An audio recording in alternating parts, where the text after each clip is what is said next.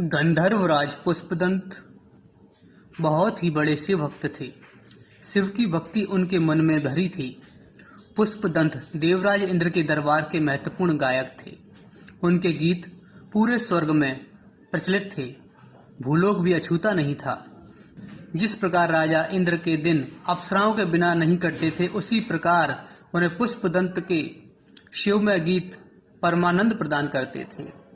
उन्होंने ही प्रवास क्षेत्र में पुष्पदंतेश्वर महादेव की स्थापना की थी तथा शिव महिमन स्तोत्र की रचना की थी।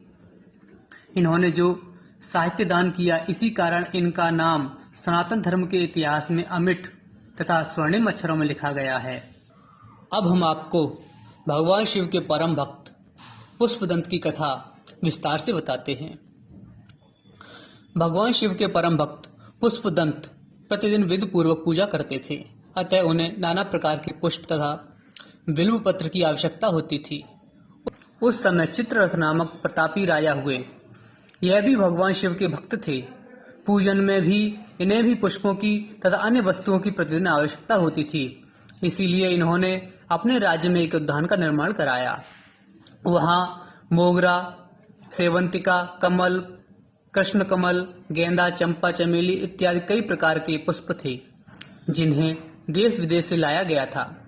कई हजार बिल्व थे। राजा प्रतिदिन यहाँ से पुष्प ले जाकर शिव पूजन करते थे। एक दिन श्री पुष्पदंत प्रभु के लिए पुष्प ले जा रहे थे, तभी उनके नेत्र इस सुंदर उद्यान के पुष्पों पर पड़े। उन्होंने सोचा कि इतने सुंदर पुष्प व्यर्थ ही देखने के लिए रखे गए हैं, इनका उपयोग तो शिव पूजन में होना चाहिए। दूसरे दिन वे इसी उद्यान में आए और पुष्प तोड़ने लगे। सारे माली शयन कर रहे थे, अतः किसी ने पुष्पदंत को देखा नहीं।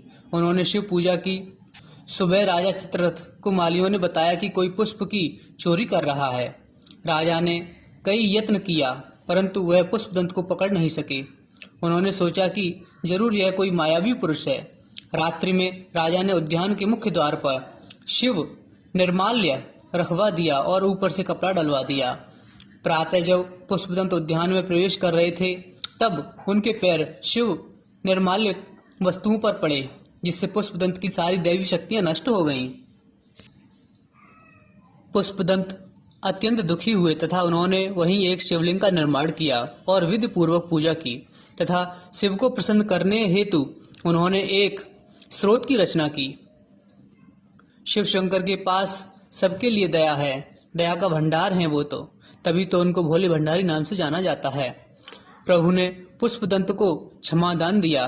भगवान बोले कि तुमने जिस श्लोक संग्रह से मेरी प्रार्थना की है, मुझे सर्वदा प्रिय रहेगा तथा आगे जाकर श्री शिव महिन स्रोत के नाम से प्रचलित होगा। तुम्हारे द्वारा निर्मित यह शिवलिंग पुष्पदंतेश्वर शिवलिंग के नाम से जाना जाएगा। जो भी इसका दर्शन करेगा, उसके सारे दुख दूर होंगे तथा स्रोत पाठ से वह पुण्य का भागी होगा। अर्थात श्री पुष्पदंत के कमल के समान मुख से निकला यह स्रोत सारे दुखों को दूर करने वाला है तथा शिव का प्रिय है। जो भी इसे सुनेंगे, पढ़ेंगे और धारण करेंगे, भगवान शिव उन्हें जन्म जन्मांतर के पापों से मुक्त करेंगे।